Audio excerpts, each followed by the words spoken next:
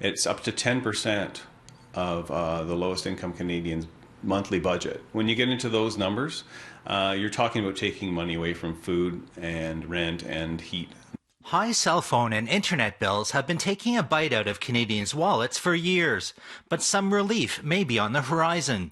Recently, Prime Minister Justin Trudeau told reporters that Canadians pay too much, setting the stage for an election promise to cut bills. How much profit is enough to give companies a reasonable return and room to continue to invest in the future, and what becomes gouging of consumers and extra profit taking. And I think we're a little more at this end of the spectrum, which is profit taking.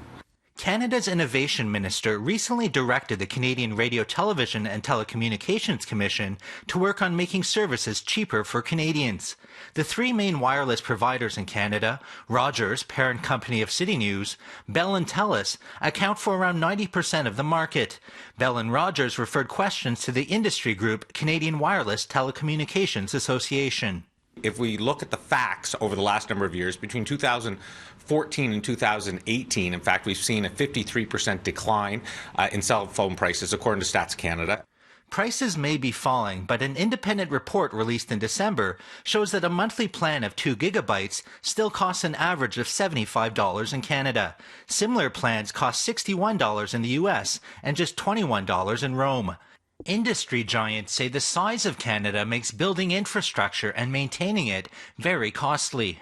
Canada is one of the largest countries in the world, and it's very expensive to be able to build out these networks. Our members are spending approximately $3 billion a year to build out networks that are available to LTE networks to 99% of Canadians.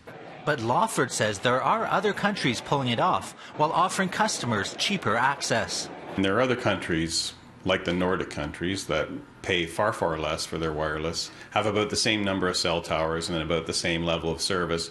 The NDP have also said they would fight for cheaper wireless, while the Conservatives are suggesting things like tax rebates to help keep more money in the pockets of Canadians. In Ottawa, Nigel Newlove, City News.